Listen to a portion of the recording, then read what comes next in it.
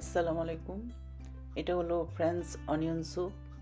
আমাদের family friend, ওই ভাইটার ওয়াইফ হলো ফ্রান্সের। তো উনি বলল যে ফ্রান্সের অনিয়ন স্যুপটা নাকি খুব পপুলার। তো উনি একটু রেসিপিটা আমাদেরকে মুখে মুখে বলছে। তো আমরা চিন্তা করলাম আজকে বানাই, ওনারাও খাবে, আমরাও খাবো, দেখি কেমন হয়। তো প্রথমে একটা পাতিলে একটু তেল দিয়ে, তেল বেশি লাগবে না, অল্প, আর পেঁয়াজগুলো দিয়ে দিছি। আর এই পেঁয়াজকে বেরেস্তা করতে হলে কিন্তু একটু পানি দিয়ে দিয়ে করতে হবে। তো কতক্ষণ পর পর ঢাকনা দিয়ে একটু পানি দিই, তারপর পেঁয়াজটাকে আমরা বেরেস্তা করে একদম ভেজে নিব। আর এখানে বিফ স্টক দিয়ে একটা লিকুইডের মতো করে নিয়েছি, জাস্ট পানি দিয়ে বিফ স্টক। এখন দিয়ে দিচ্ছি এখানে সয়া সস। এই যে অনিয়নগুলোর কালার একদম ফুল চেঞ্জ হয়ে গেছে, কারণ এখানে পানি দিয়ে দিই। এটা কিন্তু একদম পুরোটা মানে কালারটা একদম পুরো নিয়ে আসছি। আর যারা ফ্রান্সের অরিজিনাল তারা কিন্তু এখানে ওয়াইন ইউজ করে, আমরা তো আর ওয়াইন ইউজ করবো না। আমরা এখানে সেই জন্য একটা সয়া সস ইউজ করছি।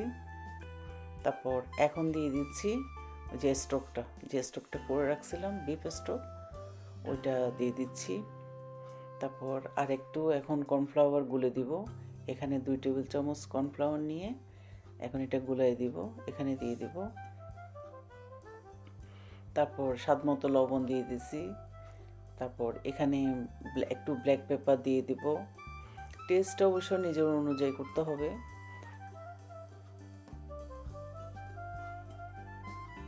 এখন এটা ফুটে আসবে, ফুটে আসলে টেস্ট দেখব এখানে লবণ সব কিছু ঠিক আছে কিনা। আর স্যুপটা খাই কিন্তু এরকম ব্রেড দিয়ে। এই যে একদম পুরো পাতলা একটা লিকুইড হয়ে গেছে। আর আমরা টেস্টটা দেখছি, এখানে আমরা একটু সুগার ইউজ করছি সামান্য, যেহেতু সব অনিয়ন, এটা টেস্টটা একটু মিষ্টি এমনিতেই। তারপর আমি অল্প, খুব একটা অল্প দিয়ে দিলাম সুগার। তারপর এখন এটা সার্ভ করব। একটা প্লেটে, বাটিতে নিয়ে নিচ্ছি প্রথমে স্যুপটা। তারপর স্যুপের উপর দিয়ে দিব এখন একটু চিজ দিয়ে যে ব্রেড আমি টোস্ট করে নিছি ব্রেডগুলোকে, ওই ব্রেডগুলো দিয়ে দিব উপরে।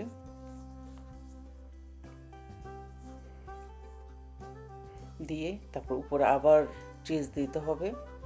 চিজ দিয়ে এখন মাইক্রোওয়েভে করতে হবে, বা ওভেনেও দিতে পারেন।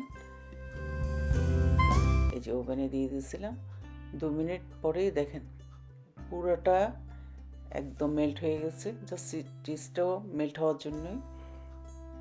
আর খেতে কিন্তু মজাই আছে। আশা করছি ভিডিওটা ভালো লাগবে। আজকে পর্যন্তই, আল্লাহ হাফিজ।